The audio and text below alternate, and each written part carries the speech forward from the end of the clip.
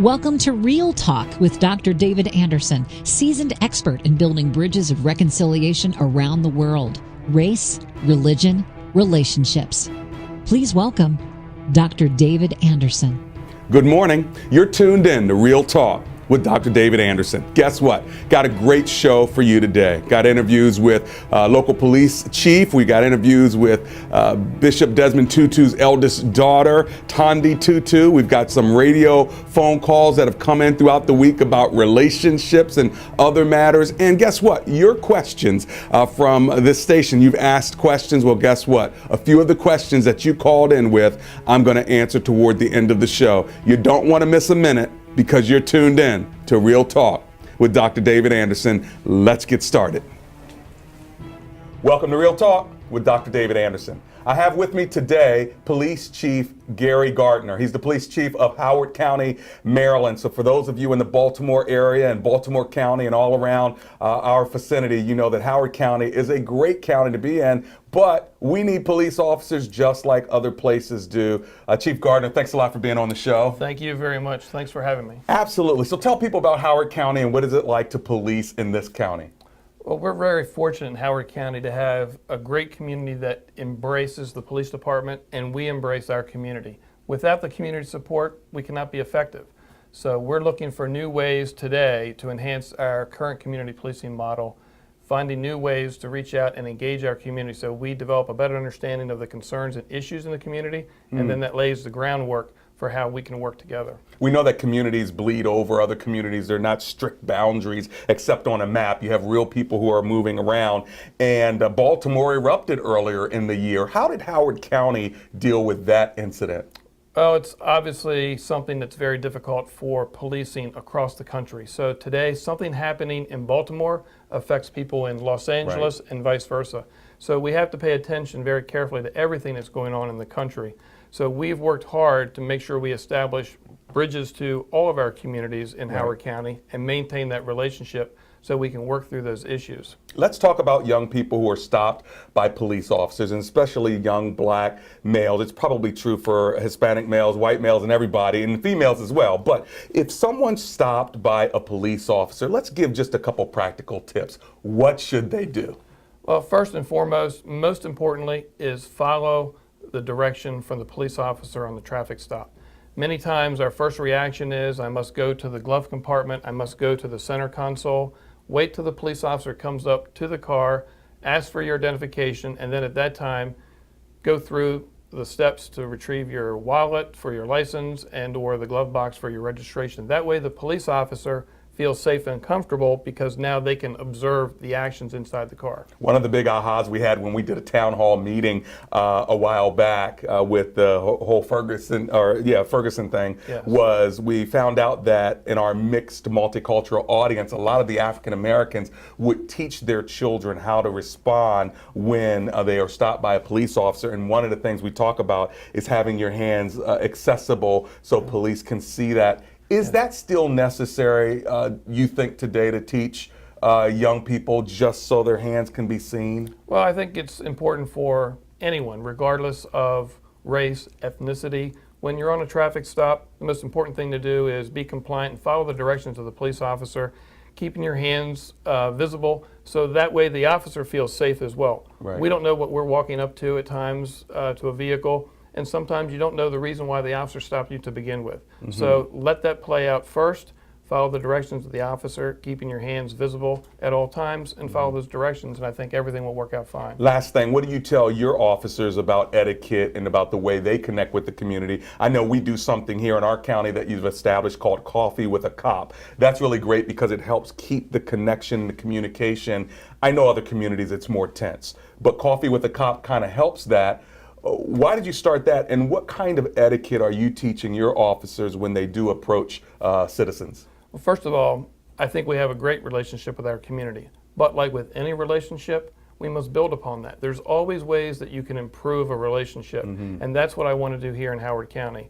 I think we have a great relationship, but there's ways that we can work to understand each other better through education, through public forums, and in casual settings with Coffee with a Cop, designed to sit down in a casual setting, have a cup of coffee, and engage the community to find out what concerns are on their mind and sit there and have a conversation about that, learning from the people in our community as well as learning about our police officers. Yeah. Well, whether you are a cop or whether you're a citizen, de-escalation of tense moments is absolutely critical so everyone goes home safe. Be as compliant as possible, be as kind as you can. It's not always a good conflict, but go home safe so that the cops can go home safe, so that the citizens can go home safe. If somebody has a complaint, they can always call later, but the key is to get home safe. Absolutely. And I'm sure you want every one of your officers to go home we all want safe. Everyone on a traffic stop, we want to be safe in that situation, and we want the officer to return home as well. So be compliant, follow the directions, and if you have a concern about that stop, after the stop, that's the time to contact us, and we'll follow up with any concern that someone may have. Well, we pray God's safety on you, and we thank you for helping to keep us safe as well. But we thank you very much. Appreciate it. All right. A couple of weeks ago, I sat down with Thandi Tutu. She's the eldest daughter of Archbishop Desmond Tutu from South Africa, and we talked about something called the Tutu Desk. Let's take a look. The campaign that I am here about is the Tutu Desk campaign, and Tutu Desk is actually a portable desk which kids can use both in school and carry and to take home, where they can do their homework. Just like this. Just like that. Comes their desk. Unfortunately, not just South Africa, but the whole of sub-Saharan Africa has a shortage of 95 million desks. And that's for children who are in school. Now, many kids can't, people who are watching me right now don't have an understanding of what we're talking about here. I mean, can you imagine going to school and not having a desk? So when you think school, you just immediately think, of course I'm going to have a desk when I go to school. You don't even think twice about it. But you're saying that kids, when they're in these countries, they may go to school, but they don't have a desk. Why does that matter? It matters because when you consider if you consider someone literate is someone who can read and write. When a child first starts in school, they need a solid surface to be able to learn the basics of writing. And if they go through school not having learned those basics and not having a solid surface on which they can write on and continue to practice that, it impacts their education adversely. And so basically, in the end, what you breed are semi-literate childern. Semi-literate. Because they can read, but they can't write. Yeah, that's very exactly. important. Okay. And part of the problem is that kids become discouraged and drop out of school because learning to read and write is such a chore. It's so difficult. And so you not only impact their education along the line, but you actually, in some cases, their education stops because the impact of them not being able to master the skills that they need to compete in our global village is so great. But having a desk like this, which they can carry home with them, and you put on here all kind of things. Right. This has different pictures on it, and this was a signed one from your father. Thank you so much. But they all have a map, a geography, the times tables, multiplication tables, alphabet. You can do a whole range of things, and you can also put messaging. Environmental messages, because when the child walks from school to home, they're walking through a community. And so you have messaging that there may be health messages that you want to pass on to the community. So they're basically a walking billboard. So it has a variety of uses. This is it's lightweight, it's made of recyclable material, so it's environmentally friendly. Almost like a painter's palette. Right. and it costs the fraction of what a normal desk does. Well, and that's another thing. When we build schools in other countries, and we've been able to do that, you have to raise money for desks, and these are real desks. And sometimes you don't fill the room with desks because of money, and so you may have 6, 7, 8, 10 kids around one desk. This allows every individual child to learn and to write on their own space. And the beauty of that is that this is for any classroom, whether it's a regular classroom with a proper structure of bricks and mortar, or if this classroom is under a tree, because many of our classrooms are just outside, somewhere under a tree. Outside. Take your desk with you. Just take your desk with you. Why is the backside clear? So this side, you can have your multiplication tables or whatever. This side is clear. Why is that? We had feedback from teachers, and when we first started printing them, we would print on both sides, because you think, one side of information is good, two sides of information must be twice as good. But actually, teachers came back with the feedback saying, please, we want one side kept completely clear, because at some point in our teaching, we actually have to ask children to turn the desk over because they're being distracted by what is on there, and sometimes you're doing a test, and so you don't want to give them the multiplication table. You want to know have they actually learned it as well. Right. So this is great. You and your father have a dream of making sure that 20 million desks are distributed to children by the year 2020. Is that right? That's a serious campaign. That's a serious goal. But when you consider that just in on the continent of Africa, 95 million children don't have desks. 20 million is really just a drop in the ocean of what we really need to do. And if you were to consider it globally, in South America, Asia, where the similar situations, the numbers are mind-boggling. So 20 million is really a drop in the ocean of what is needed. So you're giving a kid a solid foundation, gives them a solid education. A solid surface gives them a solid education and a solid future. Look at that. Well, maybe you're interested in sponsoring a kid to have a tutu desk. They're about $15. And if you want more information, go to the Gracism app. And then when you go to my app, just download it. It's free. Go to my app. You'll see a Bridge Builders button. You hit that Bridge Builders button, and you'll see Tandi along with other bridge builders on the app, and you can get all the information you need in case you want to donate to give a kid a desk, or maybe a whole classroom a desk, or maybe a whole region a desk. Maybe your company wants to, or your school wants to, or your community wants to sponsor kids to have a desk, because you heard it from Tandi Tutu that a solid surface leads to a solid education. And we all know that a solid education is really the beginning of building a solid life. But there's a spiritual foundation is absolutely critical that people need as well. And I know your father is, he's an Anglican priest, and today we're in D.C. and reflecting on the Pope's visit as well. Spiritual leaders have a influence on people that sometimes political leaders and education leaders don't. Before we close, what would you say about the spiritual life of these children and how what you're doing connects with that? Well, I did not expect a spiritual question. Even I was hoping not to get a spiritual question. I'm taking you to another level right now. Seriously, because I'm the child who was thought of as being allergic to church. You're one of those too. I was as well.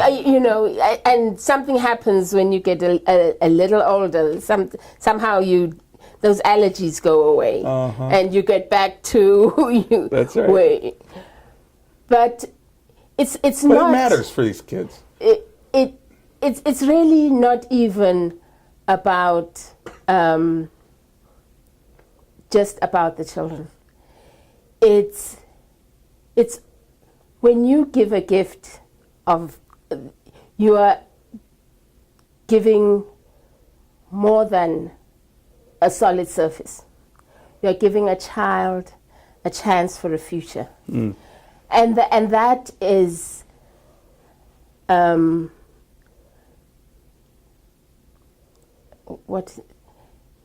that is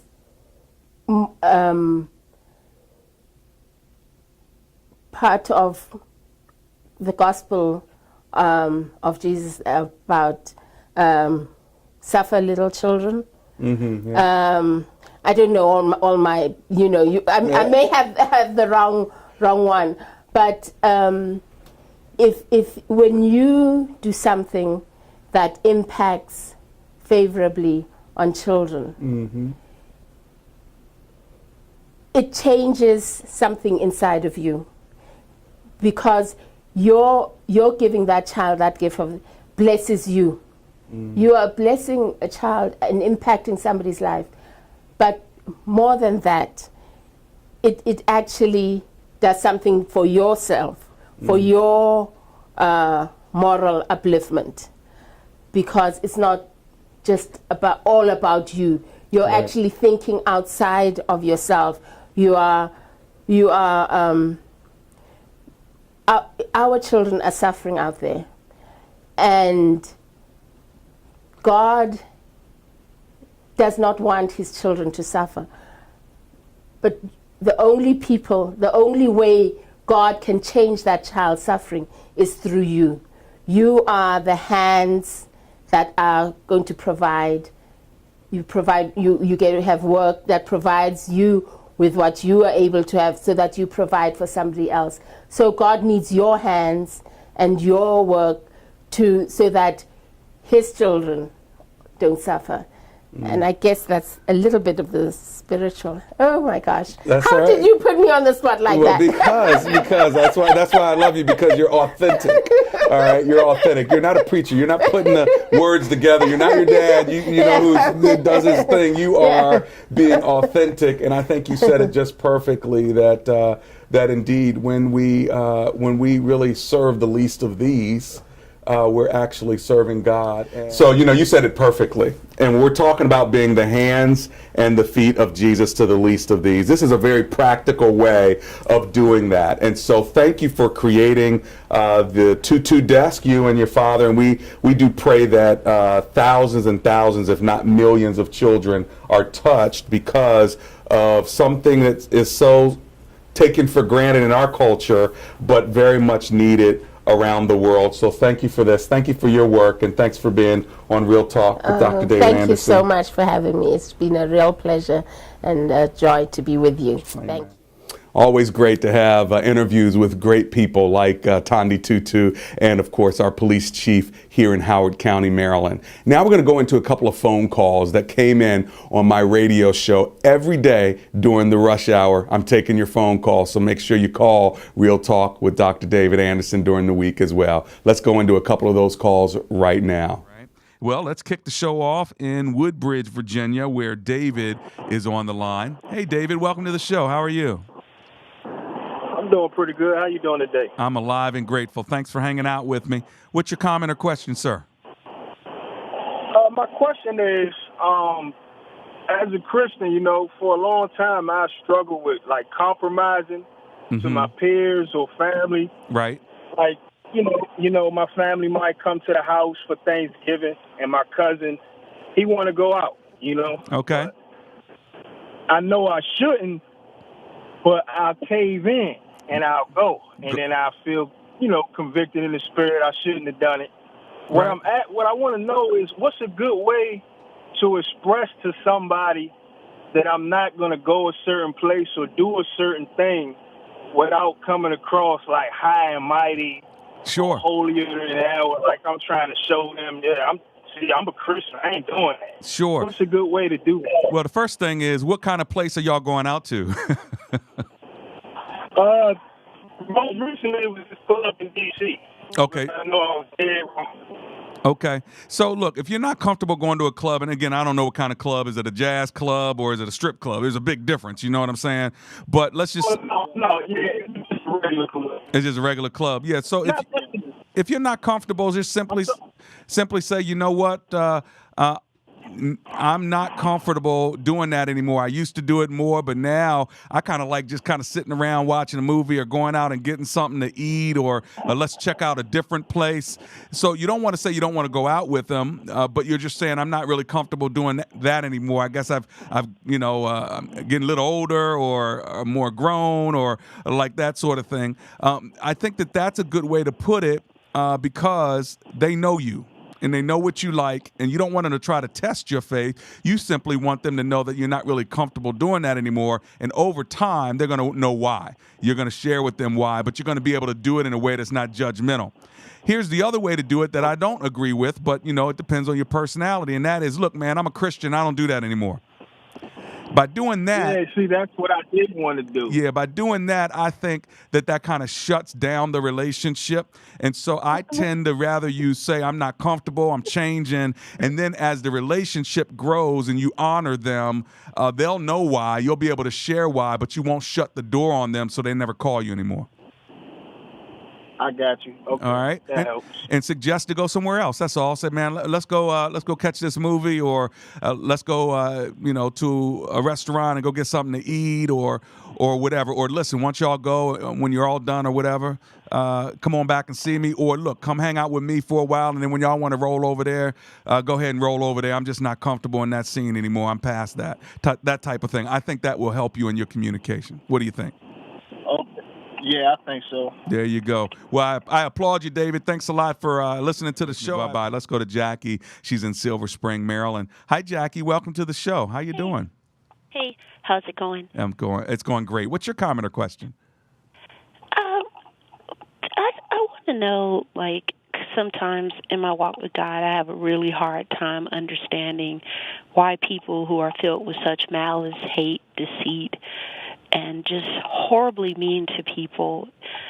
It seemed like those people in life never experienced any unfairness, and it seemed like people who are hard workers and good people inside out, and their lives is just filled with such turmoil. Right. And no matter what I read in the Bible, no matter what someone tells me or I sit down, I have no understanding for it. And it seems like it, and I hope you don't think I'm crazy or anything, but I have to say this, but it seems like the devil and God, there's mind games or something. Right.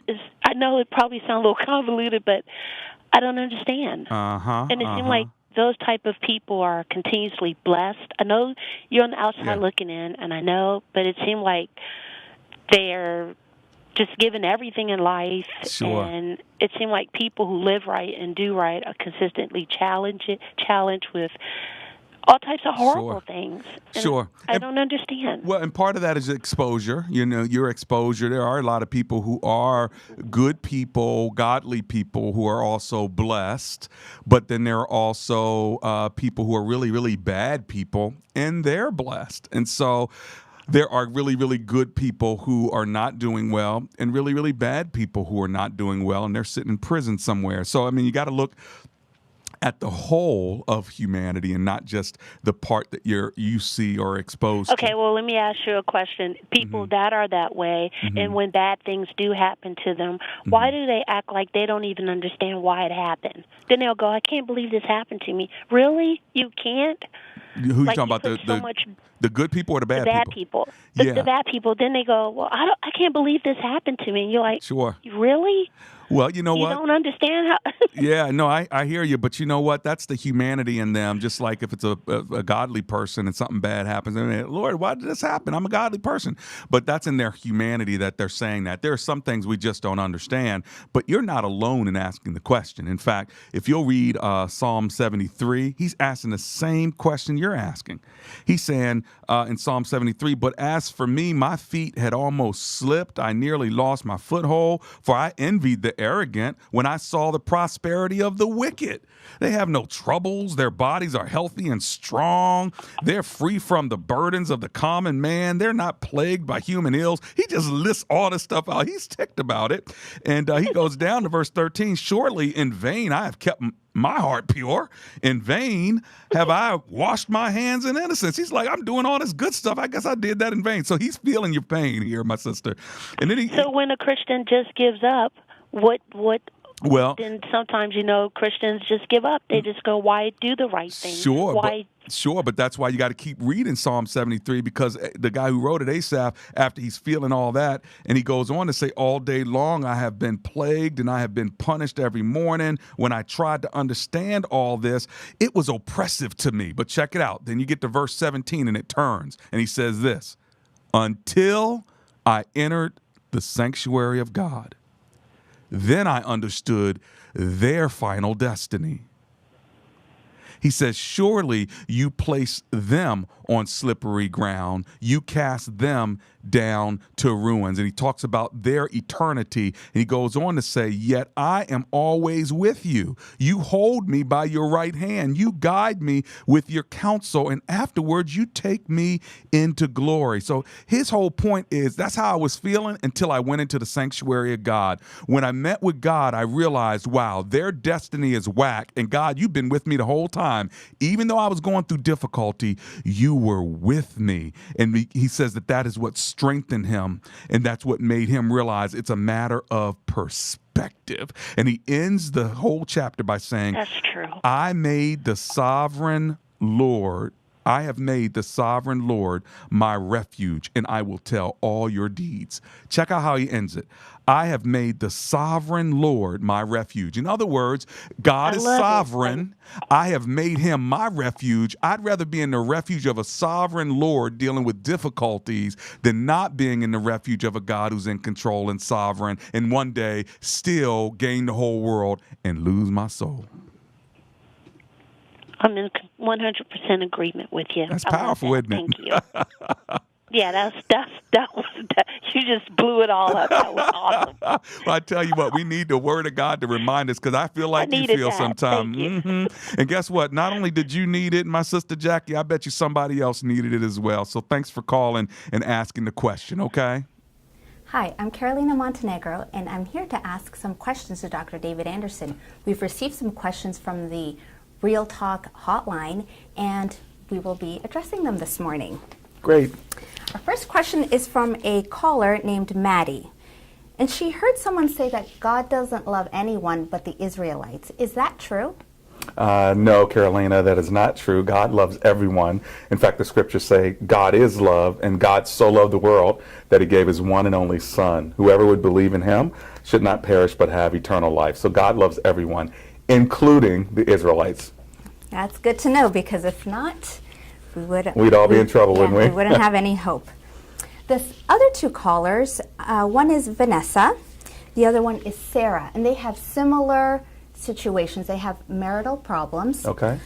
Both have been married between 6 and 7 years, and in one case, she suspects her husband has been unfaithful. Okay. There's been mismanagement of funds, a lot of secrecy, and just doesn't have communication, and she feels very strained, and she's ready to call it quits. The other wife is in a similar situation. There's a lot of lying and no communication. Similar situation, ready to leave as well. What advice can you give a wife who finds herself in that situation, who wants to stick it out, but just doesn't have any more strength and energy to pour into this marriage? Well, women oftentimes, when they're done with a marriage, they have sustained their pain for a long time. And so once they say that they're done, usually it's after a long period of time of hurt and pain.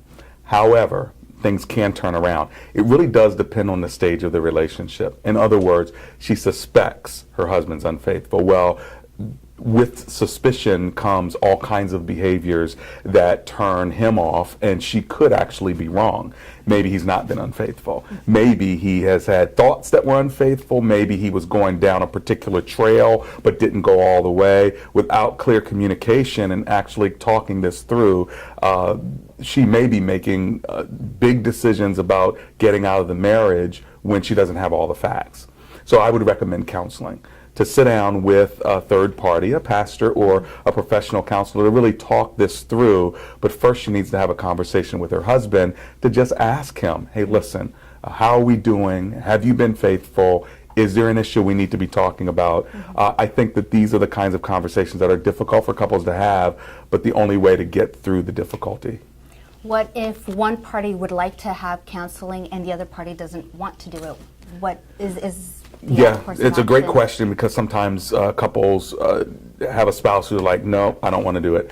I always say, treat yourself to counseling anyway, because you're still going through a difficult time and you still have major decisions that you need to make. And so to make those decisions in isolation or just with your girlfriends or with your buddies having a drink is not always the best way to think through strategically the best way to handle your life going forward, or your spouse who you're with currently. I noticed on your Facebook page there were various comments about the visit of the Pope here in D.C.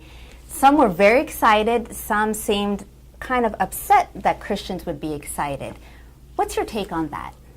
Well, I'm one of the ones that was excited. I had the privilege of being at the White House to welcome him there, and there was a lot of excitement because a spiritual leader who was really the head of the church, the Catholic Church, but still the head of the church, was bringing a message to America. And it was a good message. It was Jesus's message. It was a message about prisoners. It was a message about the poor. It was a message about the stranger. And so the gospel, the good news, kept coming out when he was speaking. Not to mention, if you just turned on the news, you're hearing worship teams singing songs that we sing in our churches and prayers being prayed. I think it was a really good opportunity to lift America, to think about God. Now, the specifics of denominationalism and Catholicism versus Protestantism, those are theological conversations and doctrinal conversations people are going to have all day long. They've had them before the Pope came, they're going to have them after he left. But the message of Jesus being elevated for the poor, the stranger, and for the prisoner was pretty fabulous. I agree. Yeah. Well, thank you. I hope those were some good words of advice for you. And if you have any questions or comments that you'd like to make, please feel free to call the hotline anytime. Well, I told you it was going to be a good show, very diverse in its nature and the communication of many different areas where we need to build bridges of reconciliation. Thanks for your phone calls. If you want to call me again, ask me any question on race, religion, relationships. I'm right here for you, so make sure you make the call and let's talk about it. Because remember, comprehension begins with conversation. I'll see you next week on Real Talk with Dr. David Anderson. Real Talk with Dr. David Anderson, a production of Anderson Speaks. For more information and resources, visit andersonspeaks.com.